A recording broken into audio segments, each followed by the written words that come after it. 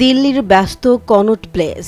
পর্তুগালের ভিসা নিতে গেছেন বাংলাদেশের এক ছাত্রনেতা। হঠাৎ ফোনের পর ফোন, নজরদারি, তারপর বিমানবন্দরে জেরা। ৪৮ ঘণ্টার নাটকীয় ঘটনাপ্রবাহ শেষ পর্যন্ত দেশে ফেরা। কি ঘটেছিল মাহদী হাসানের সঙ্গে? কেন ভিসা বাতিলের কথা উঠল? বাংলাদেশের বৈষম্য বিরোধী ছাত্র আন্দোলনের হবিগঞ্জ জেলা শাখার সাধারণ সম্পাদক মাহদী হাসান সম্প্রতি ভারতের রাজধানী দিল্লিতে যান পর্তুগালের ভিসা নেয়ার উদ্দেশ্যে। জানা গেছে, কনট প্লেসে একটি ভিসা প্রসেসিং সেন্টারে আবেদন জমা দিতে গেলে কেউ তাকে চিনে ভিডিও ধারণ করে সামাজিক মাধ্যমে ছড়িয়ে দেয়। এরপর থেকেই পরিস্থিতি বদলে যেতে শুরু করে। গেল মঙ্গলবার সকাল ১১টার দিকে তাকে চিহ্নিত করা হয় বলে ভারতীয় সূত্রের দাবি। অল্প সময়ের মধ্যেই তার কাছে ভারত ও বাংলাদেশ দুই দেশ থেকেই একাধিক অজানা নম্বর থেকে ফোন আসতে শুরু করে। সূত্রগুলোর ভাষ্য, তখনই তিনি বুঝতে পারেন যে পরিস্থিতি স্বাভাবিক নেই। একই সময় ভারতীয় কর্মকর্তারাও তার ওপর নজরদারি শুরু করেন। ভিসা আবেদন শেষে তিনি পুরনো দিল্লির জামা মসজিদ এলাকায় যান।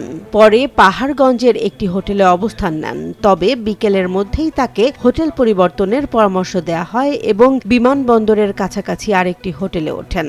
সেদিন রাতেই দিল্লি ঢাকা ফ্লাইটের টিকিট তার কাছে পৌঁছে যায়।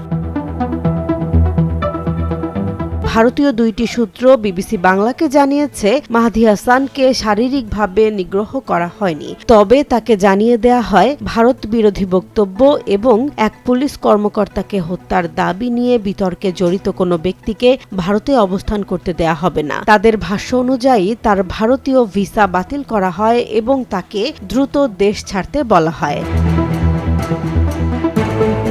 বুধবার সকালে দিল্লি বিমানবন্দরে ইন্ডিগোর ফ্লাইট ধরতে গেলে নিরাপত্তা চেকিংয়ের সময় তাকে আলাদা করে নিয়ে জিজ্ঞাসাবাদ করা হয়। প্রায় আধা ঘণ্টা ধরে বিভিন্ন সংস্থার কর্মকর্তারা তাকে জেরা করেন বলে জানা গেছে। সূত্রগুলো বলছে, জেরা ছিল শান্তভাবে, কোনো শারীরিক নিগ্রহ ছাড়াই।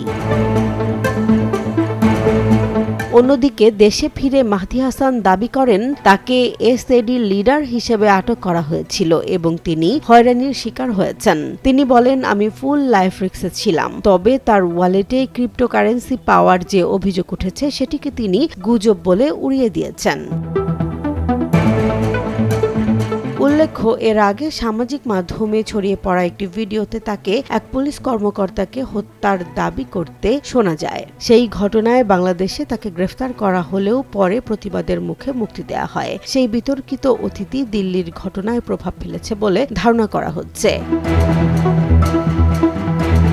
পুরো ঘটনা প্রবাহে দুই দেশের বক্তব্যে স্পষ্ট পার্থক্য দেখা যাচ্ছে। ভারতীয় সূত্র বলছে, আইনশৃঙ্খলা ও নিরাপত্তা বিবেচনায় পদক্ষেপ নেওয়া হয়েছে। মাহদী হাসান বলছে, তিনি হয়রানির শিকার। তবে নিশ্চিতভাবে যা জানা গেছে তা হলো, তিনি দিল্লিতে পরিকল্পনা মাফিক থাকতে পারেননি এবং নির্ধারিত সময়ের আগেই দেশে ফিরতে বাধ্য হন।